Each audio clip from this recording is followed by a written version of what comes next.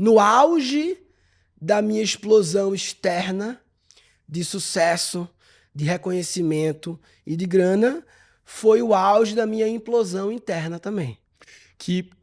Era um ambiente, quando você entra nesse ambiente, você entra num mercado que estava nascendo, um mundo de infoprodutos assim, e que era um negócio muito intenso em dinheiro, né? Acho que o chamariz desse mercado, que eu sei que não foi o seu motivo de ida para esse universo, mas o chamariz é o 6 em 7, né? Era isso, era dinheiro, né?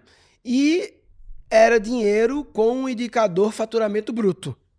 Verdade. O que é bem estranho, né? Pois é, exatamente. Então é dinheiro assim, mas sempre faturamento bruto. Então era interessante, né? Um mercado em que a conversa, a comunicação era só sobre o bruto. E isso não é a última linha, né? Então, Não é a última linha. confundia muito, né? Então, tinha pessoas em busca de bater o novo recorde do bruto, mas e a margem? E o resto, como é que tava? Então, foi um momento em que eu fui, assim, muito picado, assim, por uma coisa, assim, de competição, de um fetiche, assim, de capa da pequenas empresas e grandes negócios, assim. Fetiche, assim, de... Ai, o artista que virou um mega empresário. Tinha esse fetiche, assim, né? E que isso, por trás desse fetiche, por exemplo, de capa de uma revista, é, existia muita coisa por trás, né, disso, né? Então, Mas você descobriu essas descobertas, foram naquele período ou naquele período foi só o caos? não, depois que começou a doer, começou a implodir, começou a impactar a minha vida pessoal, assim, é que olhando pra trás eu percebi. No meio eu não percebi, não. Não No meio percebeu, né? era só isso, né? Era só fazer mais e eu andava em ambientes em que era isso, masterminds que eu participava, que a cada 4 meses se encontrava e eu me via na obrigação de, a cada 4 meses, ter que chegar lá e apresentar uma coisa mirabolante que eu fiz e um número mirabolante, senão eu sou um bosta. É claro que eles não me obrigaram a nada, ninguém me obrigou a nada. É um campo que convida a isso. Você pode não aceitar esse convite do campo, mas aí você fica um pouco afastado do campo, porque é um ambiente que tem essa frequência de chegar lá e você, né, eu quero ser convidado para falar o meu case, falar o que eu fiz e tal, né?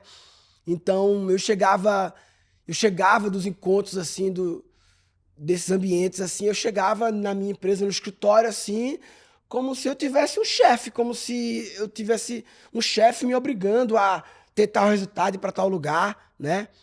Essa coisa do tem que. Tem que, tem que, tem que, tem que, tem que. Não pode tirar dinheiro na mesa.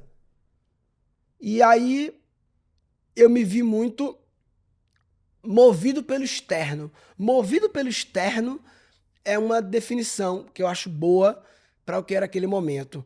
Movido totalmente pelo externo, sem me ouvir o que eu sentia, o que eu queria, só pelo tem que, tem que, tem que, tem que. E aí, uma hora começou a bagunçar, né? E a minha esposa, a Dani, foi uma que trouxe. Ela trabalhava nos bastidores da empresa e que trouxe essa percepção, né? A Dani falava muito assim: amor, eu tô sentindo que tem que mudar umas coisas na empresa. Amor, eu tô sentindo que o time, amor, eu tô sentindo que você. Amor, eu tô sentindo. Eu falava: amor, como assim sentindo? It's a business. Não tem sentindo. Eu quero saber o que é que o Excel tá sentindo. Eu não posso tocar a empresa pelo que sentindo. Eu quero cockpits, analytics, dashboards. Eu quero dados, data-driven. Cacete.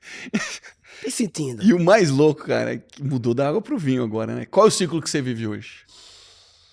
Hoje, eu vivo um ciclo que é um ciclo pós-pandemia e pós um processo que eu vivi de transformação pessoal muito grande assim.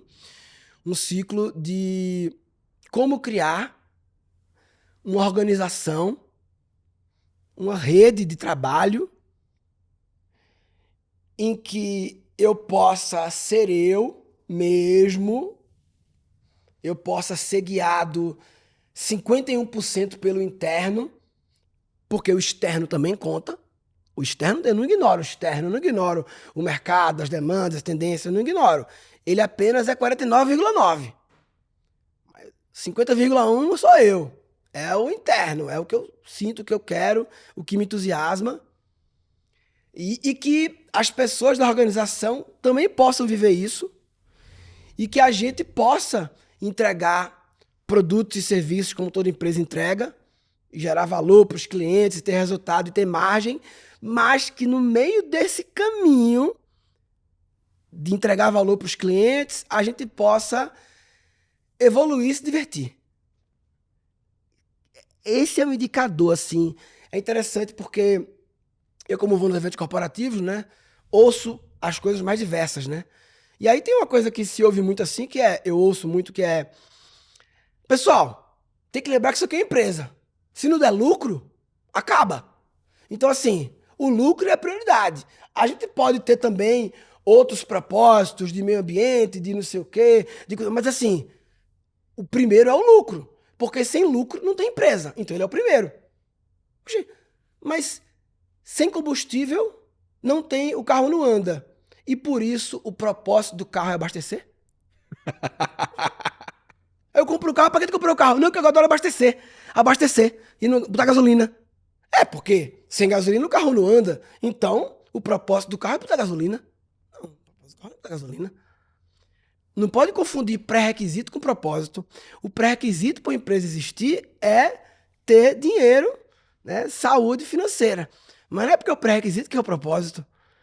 E aí, sim, a empresa tem um propósito de oferecer alimento para as pessoas, de oferecer vestuário, de oferecer tal produto, tal serviço. Vejo que tem outra camada ainda, que é, e se o propósito for a evolução dos seres da empresa?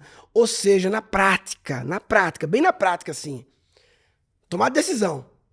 Eu tenho um caminho A, que o caminho A vai faturar 10 milhões com margem de 25. O caminho B vai faturar 8 milhões com margem de 23. É pior nos dois critérios.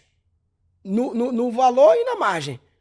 Mas o caminho A, que tem melhor esses números, é um caminho que a gente vai fazer a mesma coisa de sempre e que não entusiasma ninguém esse caminho, ou entusiasma pouco, e que a gente vai aprender pouco, porque a gente não vai se deparar com coisas que vão cutucar a gente para a evolução da alma. Já o outro caminho, a gente fatura um pouco menos, a margem é um pouco melhor, mas, mano, vai ser louco isso aqui, hein? Caraca, que bom! Vai ser legal. Então o caminho lógico que o caminho é esse. Eu tomo a decisão assim. Lógico que o caminho é esse. Ah, não, esse caminho fatura 2 milhões e a margem é 7. Não dá. Não é viável. Aí não dá. Aí esse caminho não dá.